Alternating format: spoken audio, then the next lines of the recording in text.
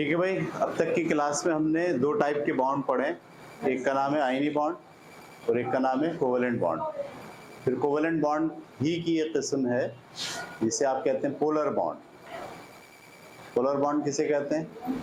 जब कोई एटम, दो मुख्तलिफ टाइप के एटम इलेक्ट्रॉनिक शेयरिंग करते हैं तो जो इलेक्ट्रॉनिक जोड़ा होता है वो उस एटम की तरफ ज़्यादा चला जाता है जिसकी इलेक्ट्रोनेगेटिविटी ज़्यादा होती है, जिसके नतीजे में उस पर पार्शली पॉजिटिव चार्ज और जिसके करीब जाता है उस पर पार्शली नेगेटिव चार्ज आ जाता है। ये पार्शली पॉजिटिव और पार्शली नेगेटिव चार्ज जब एक दूसरे को अट्रैक्ट करते हैं तो इसे हम कहते हैं पोलर बॉन्ड।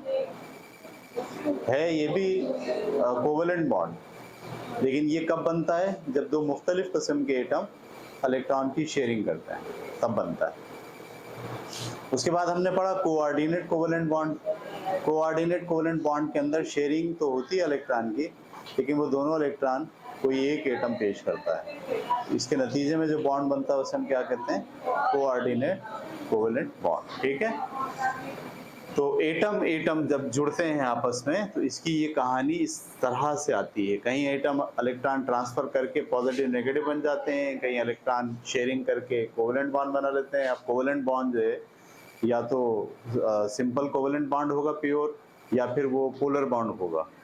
और इसी तरीके से अगर शेयरिंग ऑफ इलेक्ट्रॉन किसी एक एटम की तरफ से आई है तो फिर ये कोऑर्डिनेट कोवेलेंट बॉन्ड हो। इस तरह से एटम आपस में मिलकर जो नोबेल गैसेस की इलेक्ट्रॉनिक कॉन्फ़िगरेशन है वो हासिल करने की कोशिश कर रहे होते हैं। लेकिन एक टाइप का बॉन्ड और होता है जो मेटल में पाया जाता है। सही है, मेटल के अंदर ऐसा नहीं होता कि मेटल के एटम आपस में कोई आयनी बॉन्ड बना लें या कोवेलेंट बॉन्ड बना लें, इलेक्ट्रॉनों का शेयरिंग कर लें। मिसाल के तौर पर लोहे का एक पीस है, उसमें जितने करोड़ों एटम है वो कैसे एक दूसरे से जुड़े हुए हैं, तो वो एक दूसरे अप्रोच होती है उनकी। मिसाल के तौर पर ये आपके पास क्या है, सारे एटम हैं किसी मेटल के। अच्छा, मेटल के एटम जो है ना बुनियादी तौर पर साइज में बहुत बड़े होते हैं। साइज में क्या होता है? बड़े होते हैं। तो इनके आखिरी ऑर्बिट में जो न्यूक्लियस होता है बीच में, इस न्यूक्लियस की अट्रैक्शन इस आखिरी ऑर्बिट से बाहर हो जाती है, यानी न्यूक्लियस इसको अट्रैक्ट नहीं कर पाता बड़े एटम होने की वजह से। तो मेटल के अंदर ये सिचुएशन डेवलप हो गई कि आखिरी ऑर्बिट में जो इलेक्ट्रॉन है वो न्यूक्लियस की अट्रैक्शन से आज़ाद हो गए। अच्छा, जब ये आज़ाद हो जाते हैं तो अब ऐसे इसको तो पहले तो ये यूं घूम रहा था ना, उसूलन तो यूं घूमना चाहिए इस एटम का ऑर्बिट में, नहीं, क्योंकि ये अट्रैक्शन से आज़ाद है लिहाजा ये ऐसे चलते चलते चलते चलते यहाँ भी निकल जाता है, यहाँ भी निकल जाता है, यहाँ भी निकल जाता है, इसके यहाँ आ जाते हैं। ठीक है, तो अब एक लेयर बन गई, एक इलेक्ट्रॉनों की लेयर है और एक जो है वो प्रोटॉन्स की लेयर है। अगर मैं यहाँ एक दूसरा एटम बनाऊँ आपके सामने, ये भी प्रोटॉन है, ये भी प्रोटॉन है। ठीक है, तो ये जो जाली है, ये जो जाली दिख रही है आपको, यानी ये जो ऑर्बिट्स की जाली है, ठीक है, इस जाली में कहीं होंगे इलेक्ट्रॉन और इस जाली के ये जो बीच वाले हिस्से हैं यहाँ पर क्या होंगे? प्रोटॉन होंगे। ठीक है, तो अब सिचुएशन ये होती है कि जाली पूरी नेगेटिव इम्पैक्ट डालती है और बीच की जो चीज़ें हैं वो क्या इम्पैक्ट डालती हैं? पॉजिटिव इम्पैक्ट डालती हैं। तो ये पॉजिटिव इज्तिमाई इम्पैक्ट न्यूक्लियस का और जाली के अंदर मौजूद इलेक्ट्रॉनों का एक इज्तिमाई नेगेटिव इम्पैक्ट, ये पॉजिटिव, ये नेगेटिव लेयर बन गई समझने को। पॉजिटिव लेयर उस नेगेटिव लेयर को क्या करती है? अट्रैक्ट करती है बहुत स्पीड के साथ, बहुत ताकत के साथ। तो अब यहाँ जो बॉन्ड बनता है उस बॉन्ड को आप कहते हैं मेटेलिक बॉन्ड, धाती बॉन्ड। कौन सा बॉन्ड? Metallic bond. समझ में आई? जैसे आपके पास लोहा है, तांबा है, सोना है, चांदी है, ये जितने मेटल्स हैं, इस मेटल में एटम आपस में कैसे जुड़े हुए हैं? एक एटम दूसरे एटम से नहीं जुड़ा, एटम एटम आपस में नहीं जुड़े हुए, बल्कि सारे एटम की जो एक लेयर है उनके सारे पॉजिटिव एक साथ बिहेव कर रहे हैं और उनके सारे जाली के अंदर जो इलेक्ट्रॉन हैं जो फ्री हो गए हैं वो सब के सब नेगेटिव बिहेव पेश कर रहे हैं। तो वो पॉजिटिव बिहेव और जाली का नेगेटिव बिहेव, ये दोनों एक दूसरे को क्या करते हैं, अट्रैक्ट करते हैं, और इसके नतीजे में सारे एटम एक दूसरे के साथ जुड़ जाते हैं। इसको आप कहते हैं कि मेटल के अंदर जो बॉन्ड है वो दरअसल मेटालिक बॉन्ड है। मेटालिक बॉन्ड जो है वो बुनियादी तौर पर सारे न्यूक्लियसेस के इज्तिमाई असर और जाली के अंदर मौजूद इलेक्ट्रॉनों का नेगेटिव असर, न्यूक्लियस के अंदर प्रोटॉनों का पॉजिटिव असर जमा हो गया एक जगह, और इलेक्ट्रॉनों का जाली के अंदर नेगेटिव असर जमा हो गया। ये नेगेटिव असर और ये पॉजिटिव असर दोनों एक दूसरे को क्या कर रहे हैं, अट्रैक्ट करते हैं। ये बन जाता है मेटेलिक बॉन्ड। ये बात क्लियर हो गई आपको? अब तक हमने जो बात पढ़ी वो एटमों के दरमियान अट्रैक्शन कैसे डेवलप होती है, ये हमारी बात तकरीबन हो गई कंप्लीट। अब एटम मिलके क्या बनाते हैं, मॉलिक्यूल। एटम मिलके क्या बनाते हैं, मॉलिक्यूल। मॉलिक्यूल के दरमियान भी अट्रैक्शन होती है। मॉलिक्यूल और एक मॉलिक्यूल और दूसरा मॉलिक्यूल, ये भी एक दूसरे को क्या करते हैं, अट्रैक्ट करते हैं। सही है, इसको कहते हैं इंट्रा मॉलिक्यूलर अट्रैक्शन। क्या कहते हैं? हाँ, एक होता है inter molecule attraction. Inter molecule का मतलब मॉलिक्यूल के अंदर जो एटम है वो एक दूसरे से कैसे अट्रैक्शन कर रहे हैं, इसको कहते हैं इंटर मॉलिक्यूलर अट्रैक्शन। जो हमने पढ़ ली, आयनी बॉन्ड हो सकती है, वो कोवलेंट बॉन्ड हो सकती है, वो पोलर बॉन्ड हो सकती है, वो कोऑर्डिनेट कोवलेंट बॉन्ड हो सकती है, वो मेटेलिक बॉन्ड हो सकती है। 5 टाइप के बॉन्ड हमने पढ़े हैं जो इंटर मॉलिक्यूलर अट्रैक्शन है, यानी मॉलिक्यूल के अंदर जो एटम आपस में कैसे जुड़े हुए हैं। लेकिन जब मॉलिक्यूल बन जाता है तो एक मॉलिक्यूल दूसरे मॉलिक्यूल से के साथ भी अट्रैक्शन रखता है, एक मॉलिक्यूल दूसरे मॉलिक्यूल के साथ भी कशिश की कुव्वत रख रहा होता है। तो ये जो कशिश की कुव्वत होती है इसको कहते हैं intra molecular attraction. Intra molecular attraction ये 2 तरह के होते हैं। एक कहलाती है डाइपोल अट्रैक्शन। देखिए आपके पास लिखा होगा पेज नंबर 84 पे, पेज नंबर 84 के ऊपर हेडिंग क्या है, डाइपोल इंटरेक्शन। तो डाइपोल और डाइपोल इंटरेक्शन।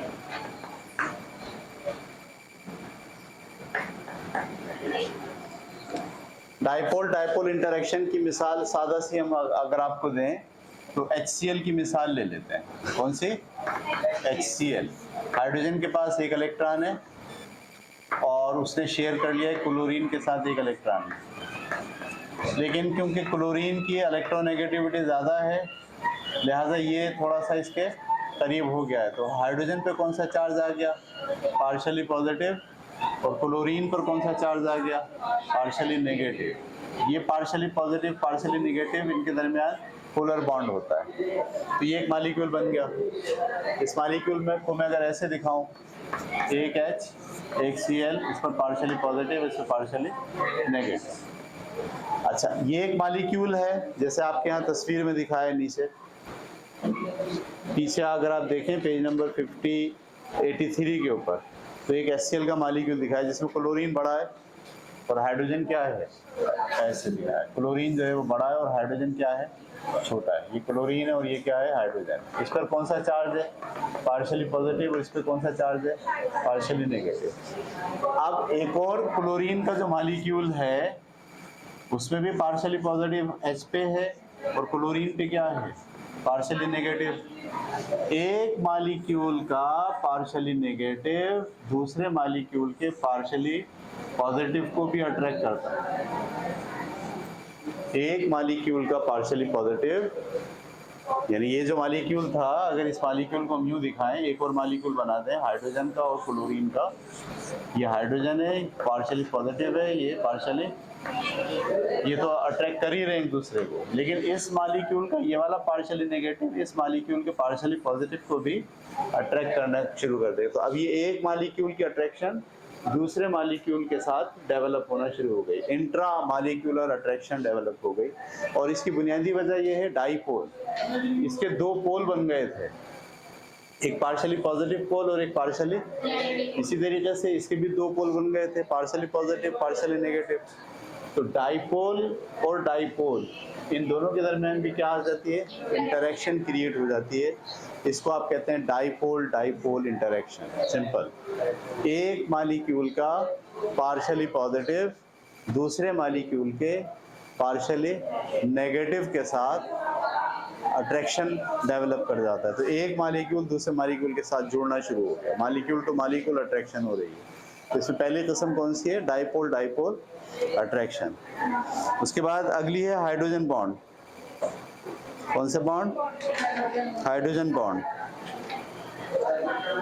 दूसरी जो मालिक्यूल टू मालिक्यूल अट्रैक्शन है उसे हम कहते हैं हाइड्रोजन बॉन्ड।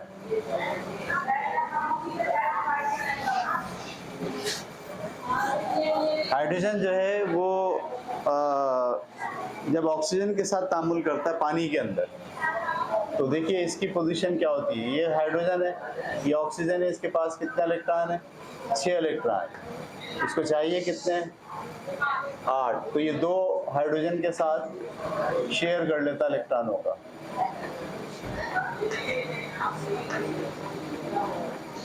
ठीक है, और यही होता है कि ऑक्सीजन की इलेक्ट्रॉनिगेटिविटी ज़्यादा है तो ये इसके करीब आ जाते हैं। तो ऑक्सीजन के ऊपर पार्शियली नेगेटिव चार्ज, देखिए ये मैं बनाया हाइड्रोजन, इस पे ये पार्शियली पॉजिटिव चार्ज ये वाला, तो पार्शियली नेगेटिव पार्शियली पॉजिटिव ये पोल बना हुआ है। इसी तरीके से दूसरा जो हाइड्रोजन है इस पे भी पार्शियली पॉजिटिव है और इसके साथ एक और पार्शियली नेगेटिव है, ये इसके साथ। तो पानी का जो मालिक्यूल है वो ऐसा होता है, दो पार्शियली पॉजिटिव और दो पार्शियली नेगेटिव। ठीक है, अच्छा पानी का एक और मालिक्यूल अगर आप स्टडी करें तो उसके साथ भी यही सिचुएशन होगी, ये पार्शियली नेगेटिव और ये पार्शियली पॉजिटिव। पानी का इस मालिक्यूल में और इस मालिक्यूल में ये वाला पार्शियली पॉजिटिव इस पार्शियली नेगेटिव को क्या करना शुरू करेगा, अट्रैक्ट करना शुरू करेगा। हालांकि इसमें उसमें कोई फर्क नहीं है, दोनों वो ये भी डाईपोल डाईपोल अट्रैक्शन है और ये भी क्या है, लेकिन इसमें इन्वॉल्व कौन है, हाइड्रोजन। याद रखिएगा जब कोई, उसमें भी हाइड्रोजन इन्वॉल्व था वैसे तो, अगर हाइड्रोजन इन्वॉल्व हो तो ऐसी सूरत में जो बॉन्ड बनता है उसको कहते हैं हाइड्रोजन बॉन्ड। ये बॉन्ड बहुत रंग दिखाता है, मुख्तलिफ केमिकल की कैरेक्टरिस्टिक को डिफाइन करने में अपना रोल प्ले करता है। या आगे पढ़ेंगे आप हाइड्रोजन बॉन्ड की वजह से क्या होता है। पानी के अंदर जो पानी, जब आपको पानी को ठंडा करते हैं आप, तो आप देखते हैं हर चीज़ ठंडी होकर सुगड़ती है और गर्म करो तो फैलती है। पानी को जब आप ठंडा करते हैं ना, तो जब पानी बर्फ बनता है तो सुगड़ता नहीं, फैलता है। पानी को शीशे की बोतल में फुल भर के टाइट ढक्कन बंद करके आप फ्रिज में रखते हैं, ऊपर वाले खाने में, बोतल टूट जाएगी। इसकी टूट जाएगी कि वो फैलेगा, उसको जगह नहीं मिलेगी, वो बोतल को तोड़। तो पानी की नेचर डिफरेंट हो गई ना, हर चीज़ ठंडी करो तो सुकड़ती है और गर्म करो तो फैलती है। पानी 4 डिग्री सेंटीग्रेड से ऊपर तो यही है, उसको गर्म करो तो फैलता है, ठंडा करो तो सुकड़ता है। लेकिन 4 डिग्री सेंटीग्रेड से नीचे जब वो आता है, यानी बर्फ़ बनने लगता है, तो बर्फ़ बनने के दौरान वो सुकड़ने के बजाय फैलना शुरू कर देता है। इस फैलने की जो वजह है उसके अंदर पाया जाने वाला हाइड्रोजन बॉन्ड। मैं आपसे कह रहा हूँ हाइड्रोजन बॉन्ड जो है डिफरेंट जगह पर अपने रंग दिखाता है, अपना इजहार करता है, अपनी कैरेक्टरिस्टिक डिफाइन करता है केमिकल की।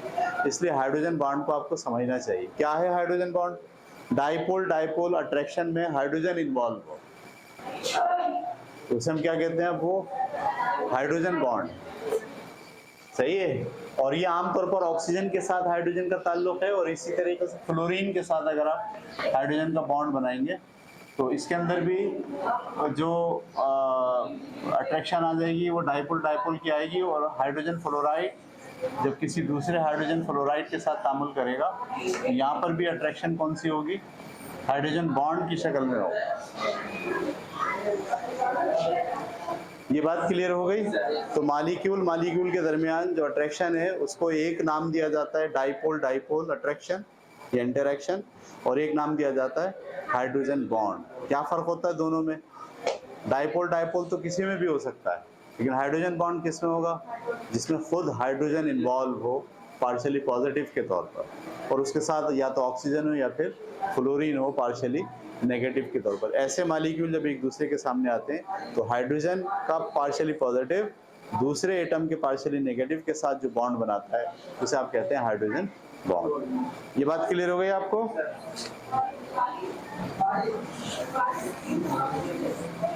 तो ये हमारे तकरीबन बॉन्ड जो है वो कंप्लीट हो गए। हमने 5 बॉन्ड पढ़े जो एटम के दरमियान होते हैं, और हमने 2 बॉन्ड पढ़े जो मॉलिक्यूल्स के दरमियान होते हैं, और 2 बॉन्ड में से दरअसल एक ही बॉन्ड है डाइपोल, उसमें से हाइड्रोजन क्योंकि अपना रोल प्ले करता है डिफरेंट केमिकल प्रॉपर्टीज़ और फिजिकल प्रॉपर्टीज़ बनाने में, इसलिए हम उसको अलग से हमने पढ़ा। तो ये आपका पेज नंबर 83, 84, 85 ये ख़त्म हो गया। अब हमारे पास टॉपिक्स हैं nature of bonding and properties. Compound के हवाले से हमें पढ़ना है। ये एक क्लास में हम इसको ख़त्म करने की कोशिश करेंगे, ठीक है? तो अगली क्लास में इसको पढ़ते हैं।